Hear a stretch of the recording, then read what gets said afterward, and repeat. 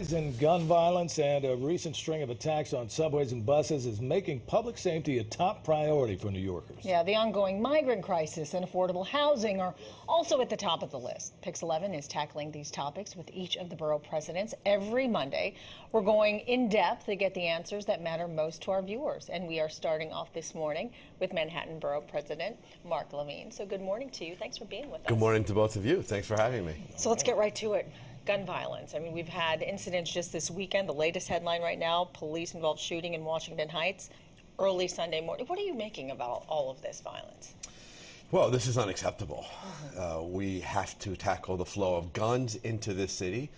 We don't make guns in New York City. They're being sold in the South mostly and coming here. We need national action to stop that. We've also got to get the guns off the street that are already here.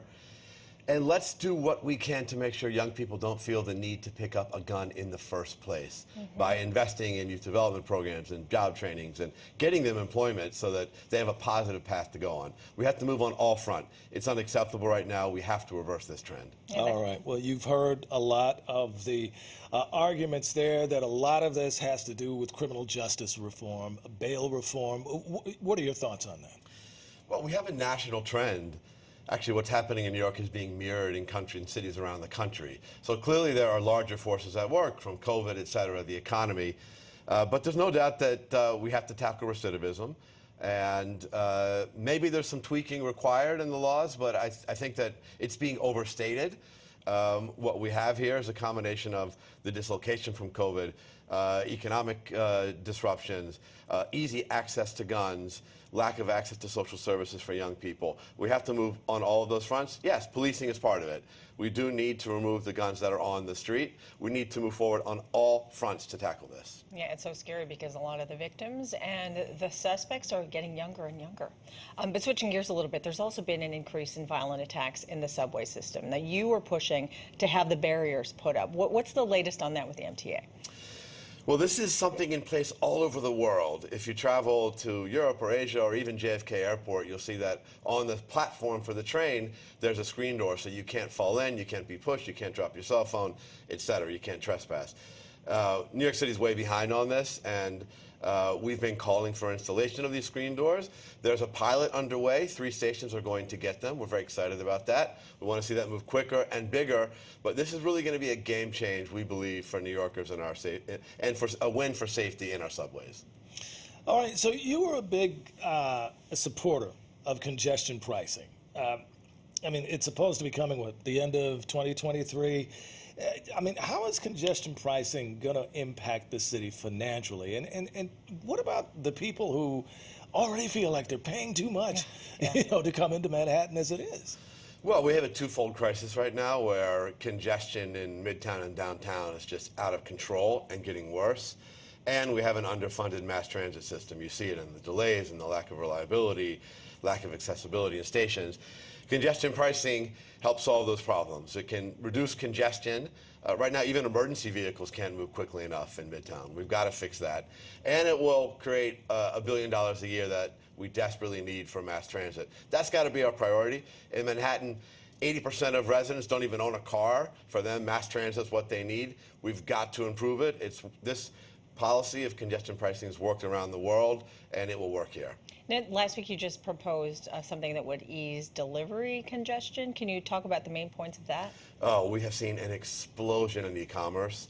We're now at about 2.5 million packages delivered every single day in the 5 boroughs, and it is blocking streets and sidewalks and bike lanes and bus stops. You see the mountains of packages on sidewalks for hours on end.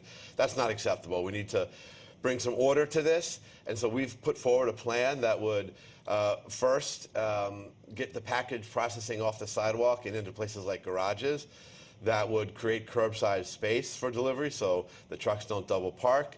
That would increase the rollout of cleaner, less problematic vehicles like e-cargo bikes, and would have more enforcement for people who are blocking delivery lanes.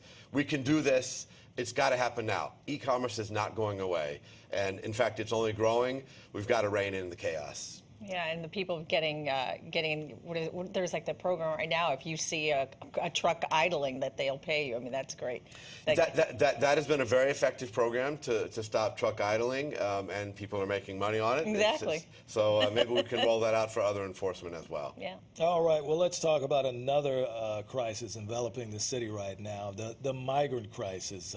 Governor Abbott, Governor DeSantis sending immigrants here to New York, straining our resources already. Do you agree with the idea of setting up this migrant site on Randall's Island? Well, it's certainly not ideal, but we are running out of space in our shelter system. We are rapidly using up the few remaining hotels, and we're still receiving 6 to 8 buses a day. That part of it has fallen out of the headlines, but it's the cynical actions by Governor Greg Abbott and others. And what's happening in the bus terminal is not working. It's this cramped space. You have hundreds of people coming through. There's really not the space to provide the services that people coming off these buses need. So, but I am concerned about some aspects of the plan. One is transportation links. Randall's Island is not connected to the subway, obviously. I've called for establishment of ferry service there. We've also got to do more to help open up space in our shelter system by moving more rapidly to get people in the shelters, including New Yorkers, into apartments by making it easier and quicker to get a voucher. So we've got to do better on this, but let's not take our eye off the fact that this is a national problem created by cynical, xenophobic governors, and we need the federal government to step up more to coordinate this and to give New York City the money and resources we need to respond. Yeah, affordable housing. It's still a problem here in the city. Absolutely. We have a desperate shortage of affordable housing. You know that the average rents now in Manhattan for a market rate apartment are $5,200 a month. This is out of reach even of middle class New Yorkers. So ultimately, we've got to build much more housing, much more affordable housing. That's how we get out of this crisis of homelessness. But that's not going to be done overnight. That's a challenge of months and years. So while we're fighting on that front, we do need short-term responses to the crisis of migrants arriving. Speaking of apartments, you're trying to fight eviction. Some 6,000 residents facing eviction right now. Yeah, over the pandemic, we had a pause in evictions. But as soon as they lifted the moratorium, not surprisingly, we had a flood of eviction cases. And the number of evictions is rising every month.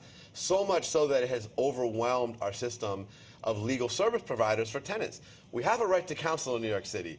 In fact, maybe you'll ask another borough president, Vanessa Gibson. She and I passed that bill when we were in Albany, in the City Hall.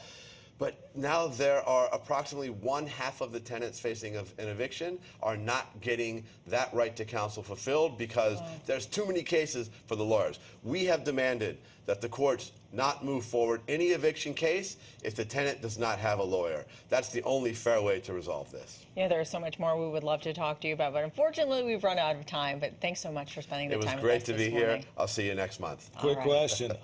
Cheering from home or the stadium tonight for the Yankees? Oh my gosh, I wish I could get a ticket. I'm not connected enough for that. I'll be watching from home. All right. Go Yanks. All right.